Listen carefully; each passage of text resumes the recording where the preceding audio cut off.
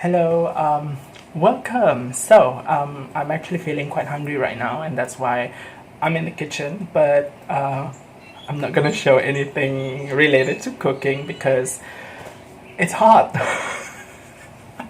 It's hot in the room, and so the kitchen is a bit more open. I opened the door, and that's why the lighting is much better here. Not sure how the sound is gonna be like, but you know. DIY. But anyway, oh, this is bound to happen. Okay. Anyway, I'm waiting for the rice to cook, and the rice cooker is just in front of me right now. So in the meantime, I thought since I already finished some books, let's talk about books. Anyway, 3 books again this time, and I think all of these books are very different from one another. I have 2 translated fiction and also 1 fiction originally written in English. But first, let's start with a book originally written in German. It's called The Passenger, and it was written by Ulrich Alexander Boschwitz. It was translated into English by Philip Boehm, and this was a book that I borrowed from a sort of a free library at the mall by my university, which I've probably mentioned before this because that was where I got Ellen Foster by Kaye Gibbons as well, which I talked about in the previous video. But anyway, this was a book that I have seen people talking about. Sometime last year, I guess, people have been mentioning it here and there around BookTube and also Book Instagram. It wasn't particularly like, oh my gosh, really popular or something like that, but definitely there was some buzz about it. So this book is about a German man named Otto Silbermann, and he lives in Berlin. So this story takes place sometime in 1938, I believe, and it was written according to internet sources. It was written by the author in response to the event of Kristallnacht, which is the event in which Jewish men were being hounded in court and arrested around many places in Germany at that time. So Otto Silbermann is a Jewish man living in Berlin. He's a businessman and he has a non-Jewish wife, and basically he's doing his stuff. He's doing his business as usual. And then around that time, he also hears about like how some Jewish men were being arrested for some stuff. But to him, it wasn't really something that was super troubling because he thought that, well, that is not going to affect him. Even though he's Jewish himself, but he just doesn't feel like.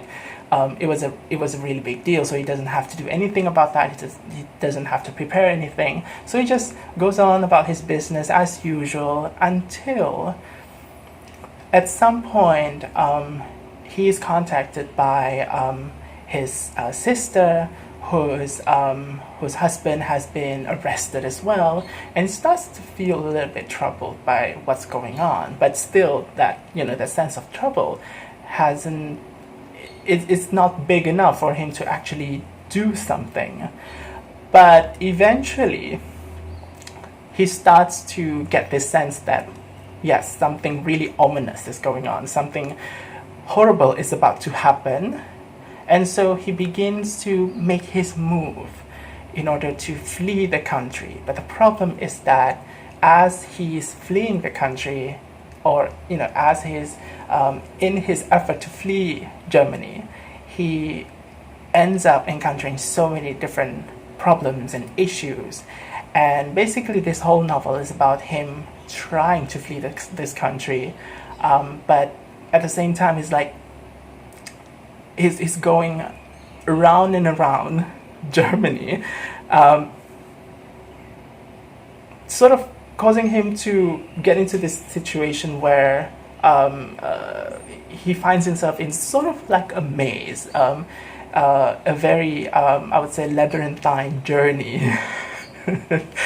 And this particular aspect of the story is written in this very disorienting way, and I think it is quite effective in showing you how dizzying it is for Otto to experience all of these things, coupled with the fact that his gradual realization on what is really happening to him and people like him, as in Jewish people at the time. There's growing realization that maybe things are really bad. But this gradual realization is also written in this, I would say, consistently paced way. Like, this book really does take its time into showing us how this growth happens inside this character. And it feels believable, and it feels organic also. And throughout this character's journey, as he sort of circles around Germany. I'm not sure if he actually literally circles around, but he actually does go to different places, different cities in Germany on trains. That's why this book is called The Passenger. He encounters different people, which the book uses to show different perspectives on what was going on around that time. You know, perspectives that show indifference or apathy. Apathy and indifference are the same thing. Support, or perhaps protestation. But even so, with all of these things, there are also nuance, right? Like people who are against this pogrom, but at the same time, they sort of are taking part in it indirectly. You know, all of those things. So I thought the way that those parts are written is also quite interesting. It really supports the story really well also. So at the end, I give this book 4 stars. It's a very interesting book, I would say.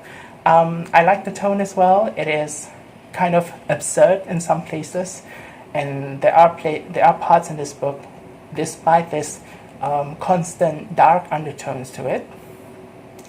There are parts in this book which are kind of farcical as well, kind of funny, makes you giggle a little bit, but at the same time, you know that this book also deals with something that is serious and heavy, but it does so in this kind of absurdist way, which kind of makes you feel like you're feeling trapped, like this character, with this character inside the plot of this book. So I thought that was interesting.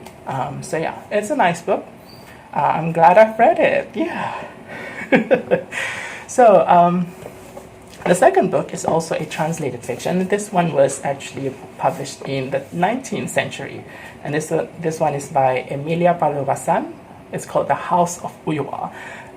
This one was originally written in Spanish, and it was translated into English by Paul O'Prey and Lucia Graves. This was a book that accompanied me often on my commute to and fro between my house and university on many days. Basically. And I took my time reading this book. I think I probably read it like over the span of a couple of months, even though it's a pretty I would say it's a fairly, I wouldn't say it's a very short book, but it's a mid-length kind of book. For me, it's mid-length. But anyway, yeah, this book is about a young priest named Julian, and he is assigned to go to a mansion in rural Galicia in Spain. I think this priest is from Santiago in Chile, I think, if I'm not mistaken. But yeah, he is assigned to work at this mansion in this rural place in Spain called the House of Ulloa. So basically, the mansion itself is named that way, and this mansion is owned by this man called Don Pedro, who is also, quote unquote, the Marquis of Ulloa. A title that may or may not be legit, and it's actually part of the plot of this book. But anyway, this priest, Julian, is quite enthusiastic about this assignment. He's excited about starting his job, and part of the reason why he is assigned there is that he's supposed to set some things right at that place, because apparently the owner of that place has gone wayward and certain affairs in that house has not been dealt well. And it was indeed true, because when he actually goes to that, oh, there's a cat from outside down here. Anyway, and yeah, when the priest actually arrives at that place, some of the things that he has to deal with definitely freaked him out, because he finds out that the owner of that house does not really take care of the house really well. He does not manage the house very well. A lot of the logistical affairs are not being managed well. And on top of that, the owner himself, Don Pedro, is also a man who just loves hunting. He loves to go out and enjoy himself. He loves womanizing, and also he has this tendency towards violence, including violence towards kids and women in this book. So Don Pedro isn't exactly an upstanding man. And aside from that, Julian also discovers that a lot of the inhabitants of this mansion, including the major domo and also the servant girl, they aren't really behaving in a way that he considers as righteous or moral. The major domo is someone who is conniving and manipulative, whereas the servant girl is seen as someone who is promiscuous. And to him, this is something that he thinks is going to be a challenge. He is definitely freaked out by what he sees as this mansion being a den of debauchery, but at the same time, he is also motivated in, really work to commit to his task of setting this house and its inhabitants to the path of morality and godliness. But as the plot unfolds in this book, Julian would eventually find himself being sucked into the drama of this house, the drama that especially centers around the owner, Don Pedro. Especially when one day Don Pedro decides that, he wants to get married, and that whole thing happens. Not going to go into details, but Julian would find himself really pulled into this kind of, I would say, the chaos that's going to happen in that book. So basically, this book will also kind of show us how Julian kind of navigates that. But on top of that, this book also shows snippets of the political background of that book, the historical background which the book is set in, which is Spain around 1860s, around that time, where there's a revolution happening, and Don Pedro is going to be involved in that somewhat. It's not something that I'm particularly familiar with, but after reading this book, I find that it is quite refreshing to actually read about something that I don't know about. But overall, the entirety of this book really does feel quite fresh to me. And I certainly appreciate that aspect of this book because a lot of it is definitely new. I've never read anything from Spain that was published in the 19th century, so I definitely enjoyed that experience.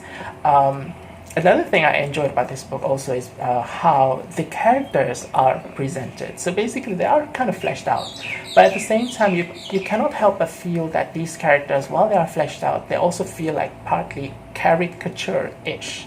Like Julian represents this kind of very godly and cultured kind of a person, but at the same time he's like really meek and he's, one might even describe him as weak, a very obedient kind of a person, someone who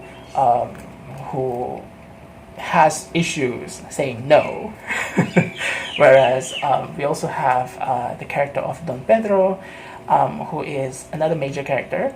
But aside from Don Pedro, we also have the inhabitants inside the mansion, this House of Ulloa.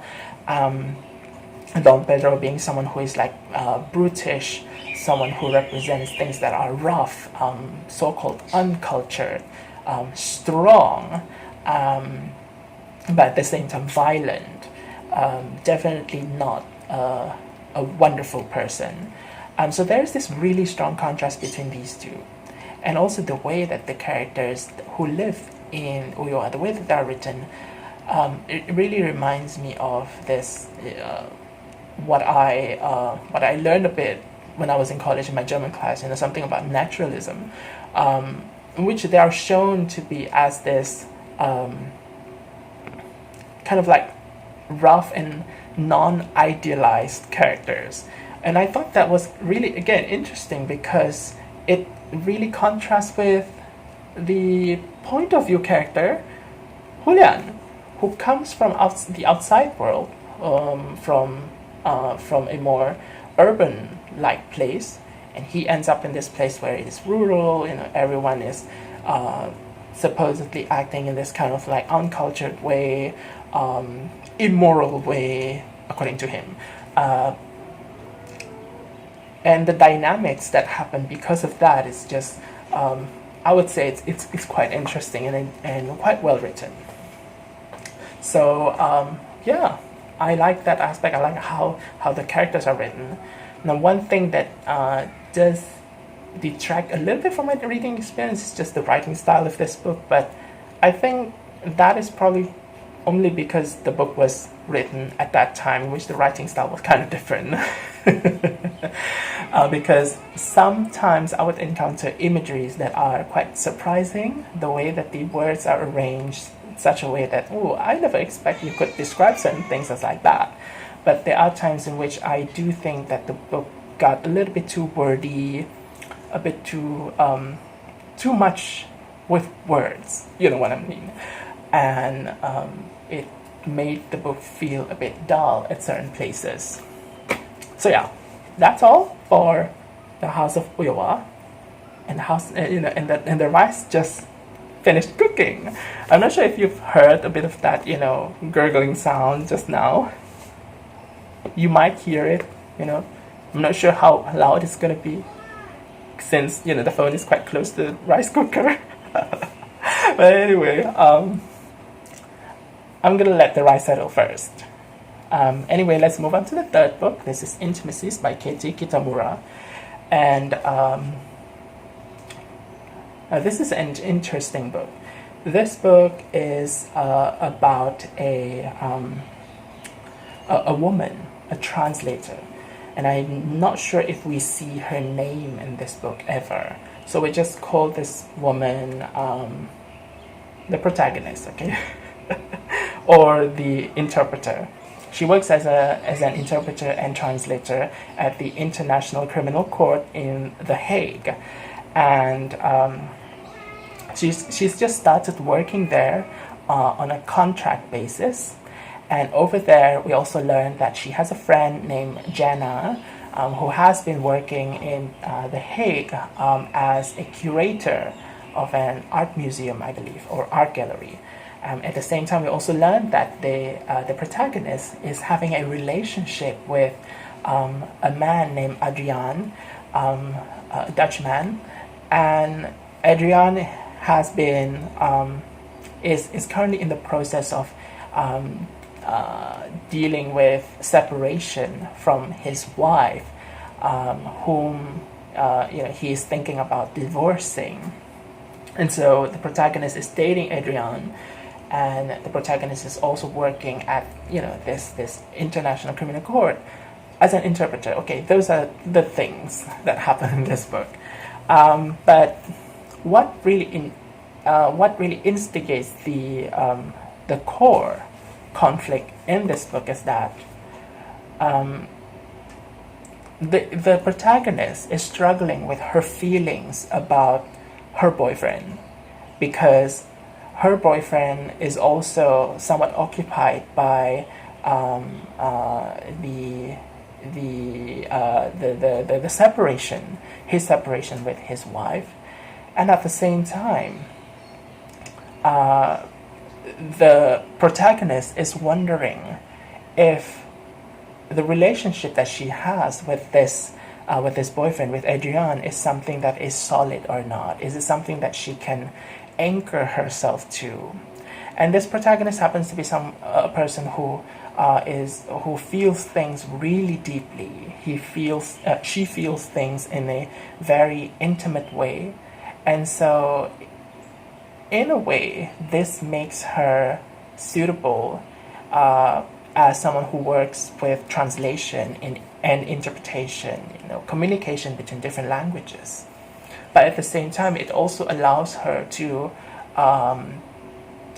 be really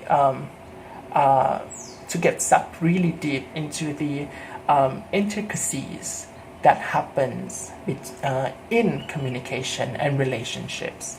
And this is the core conflict that she has in this book, her whether the relationship that she has at the moment with this man is something that is worth holding on to. So one of the things that really I would say triggered the progression of her on her path towards realization is the work that she is doing at the criminal court.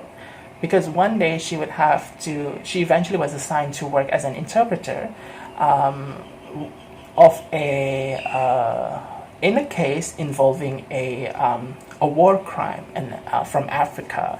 So there's this really charismatic leader in Africa that she has to sort of work with, not necessarily directly, but she has to work with, and therefore she would eventually have interaction with this charismatic leader / war crime.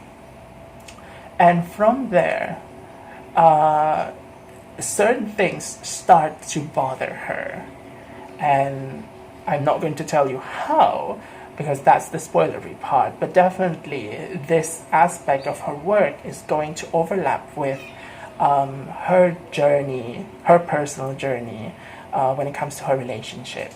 Now, another thing that happens in this book is that while all of these things are happening, there is an accident or an attack happening to a man outside the house of her friend. And this incident feels like it's kind of isolated. It doesn't feel like it's really related to the protagonist until the protagonist meets the relative, the sibling of the attacked man. Somehow, this attack is something that intrigues the protagonist a lot as well. And eventually, the protagonist ends up having answers as to the things that it really intrigued her, such as why this attack happened. Now, all of these things, they seem kind of disconnected from each other, especially the attack part of the attack on the man subplot. And especially it did feel that way when I first read the book. Like there was this focus suddenly on the attack of a random man that happens in one of the neighborhoods in The Hague, and the protagonist suddenly feels this weird, I wouldn't say obsession, but preoccupation with this particular thing. Like, why would the protagonist think about that attack so much? And I just chalk it up to the protagonist being someone who feels things really deeply. But eventually, all of these things would tie up together into a resolution that relates to the protagonist's feelings about her life at that moment. I actually enjoyed this book. At first, I thought this book was going to be something that was going to be like kind of navel-gazy, too introspective for my taste. I mean, I like introspective books, but there are times when books get a little bit too introspective and a little bit too inwards looking, too internal. I feel like it's, a little bit too pretentious. But I would say this book works well. The protagonist is a character that sort of frustrates me a lot. But I think this is kind of like one of those moments where you realize that you don't have to like the character in order to love the book. And this book is, for me, in my personal reading experience, is a prime example of that, because this character does not do things that are outright horrendous or whatnot to make me not like her. She just does things in a way that just doesn't really not really questionable, but some of her decisions are a little bit,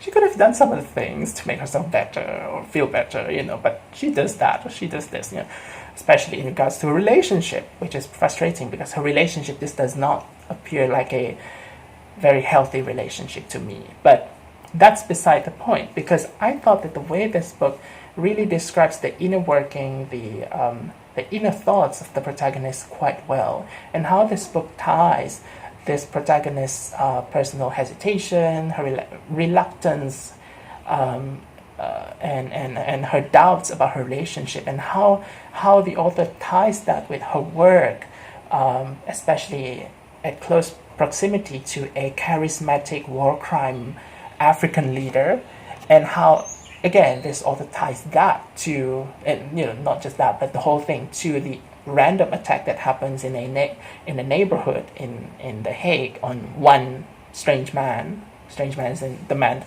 the protagonist does not know. How all of these things are tied together and cause the protagonist to realize something, aka personal character development. I thought the way it was written was quite well done. So that was the aspect that I really appreciate in this book. But definitely I do think that the portion of the attack, the subplot related to the attack, is, I feel like it's a little bit too stretched. I mean, I like how it contributed to the protagonist's final growth in the book, but at the beginning it felt like a bit of a stretch, and I still do think that it feels a bit like a stretch, but still, overall, I enjoyed this book. What else was I gonna say? Personal complaint about this book, which does not detract from my enjoyment of this book, because I think that the good writing actually makes up for that. It's not really a complaint of the quality of the book. It's more like a complaint about a character, because like I said just now, the character in this book, the protagonist, she frustrates me a lot, especially in relation to her relationship with Adrian. And I think that gives an additional layer to this book, because it's one thing to read a book and to have a character that you can root for, right? And so you may or may not derive some sense of enjoyment in rooting for the main character of a book, and to see the character of the book progress or develop in such a way that you want to see them progress, right? But at the same time, you can also derive enjoyment from the book through the way that the book is written and the good writing itself. I think this book has the good writing, and at the same time, it also, for me, because I root for the character, but I don't like her decisions. She frustrates me a lot. And I feel like the good writing of this book really shows me, despite my my dissatisfaction with this protagonist, my frustration with her, the good writing actually shows like, yeah, what she does kind of makes sense, you know. And at the end of the day, this is a novel, okay, and you know, the character is not going to do the things that you want them to do, but still, that doesn't necessarily have to affect how you feel about the novel itself. So I don't know if that makes sense, or I think it probably sounds more like a rambling, but yeah, those are my thoughts about Intimacies by Kaye Kitamura. And anyway, I think that's all I have for today. I'm also currently reading some of the books. I think I'm reading 4 books at this point. I'm reading The Idiot by Elif Batuman, which is kind of like a college novel, a university novel, campus novel. I'm also reading Moo by Jane Smiley, which is another campus novel. I am reading Invasion of the Body Snatchers by Jack Finney. And oh my gosh, I have some thoughts about this book. Okay, I have some thoughts about this book, but I'll get back to, you know, this book at a later video once I finish it. And then what's the other book that I'm currently reading? Oh my gosh, I forgot about, you know, the other book that I'm currently reading. You know what? Yes, I really do forget what that other book is, but anyway, those are the books that I'm currently reading right now, plus one mysterious book that I forget about. But yeah, let me know if you have read any of these books. Let me know what your thoughts about them, and let me know if you have any other things you want to say in the comments below. Just anything if you want. But other than that, I'll see you in the next video. I'm hungry now and I'm going to eat. So, bye. Okay, so the 4th book is actually this one, Frankenstein in Baghdad by Ahmed Saadawi. And this book was originally in Arabic, translated into English by Jonathan Wright. So this was the book that I forgot about. But I think it's a very interesting book. I just forgot about that because I was hungry. So yeah, I actually haven't eaten. So I'm gonna eat now. Bye bye.